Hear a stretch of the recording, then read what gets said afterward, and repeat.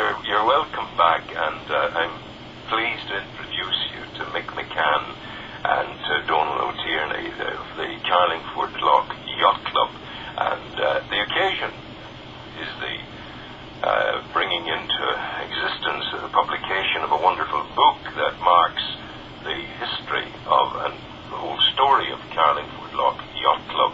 But it also offers us the opportunity to talk a little bit about what sailing is and where sailing is going today. And you're lads, you're very, very welcome. How are you? What's the weather like down in Carlingford or down on the loch this morning? Right. Well, the wind is very strong. Only a slight speckling of rain, but not as bad as last night, but it's still pretty strong. Donal, how did this club come into existence, and when did it come into existence? Well, it came into existence in September 1958. I had been away at college in Quebec to join my father, and within a month, some sailing folk had got together and discussed the possibility of having a sailing club. So they advertised for a meeting in the Balmoral Hotel on the 17th of September 1958. And there were 35 people turned up, and some people had boats, but there hadn't been a sailing club since 1914. There had been an old sailing club, which we think may have been continuous since 1846, when there was a two-day regatta in 1845. And we tell that story in the book that we have.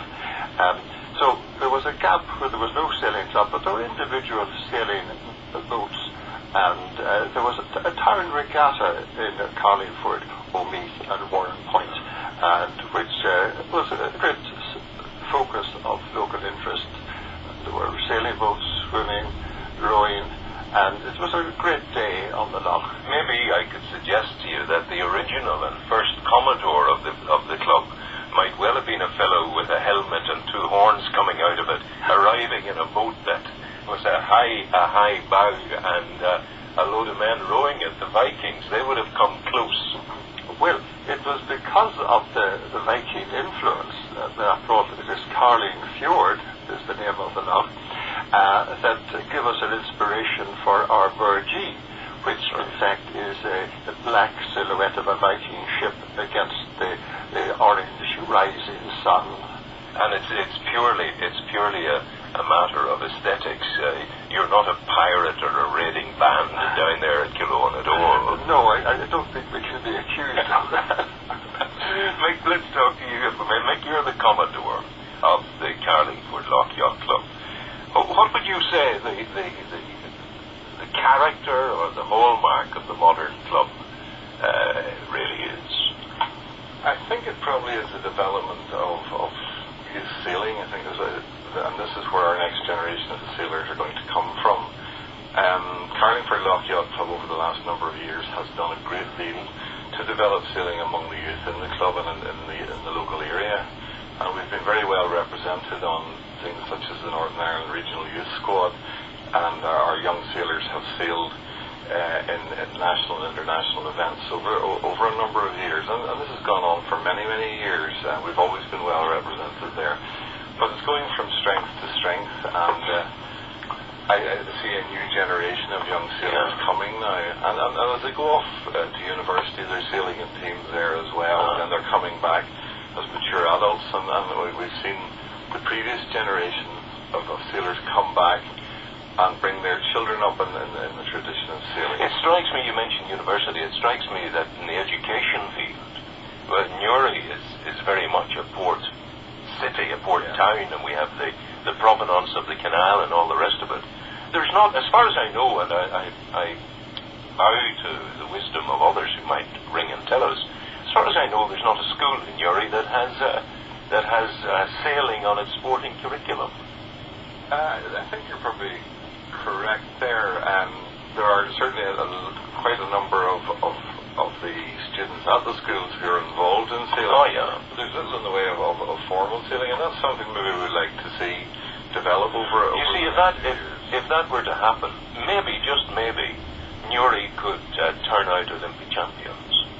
Yes, and I think think there's quite a possibility that Newry will turn out an Olympic champion. There's some great young sailors at the moment who will go on to develop their careers over the next few years. And we have the 2012 Olympics coming up, with the sailing event being in Weymouth for the London Olympics. And certainly there, or possibly the Olympics after that, we could see somebody from local area sail. Yeah, and why not? Donald, your provenance is mighty in matters related to sailing. Can you remember the first time you went offshore in a boat?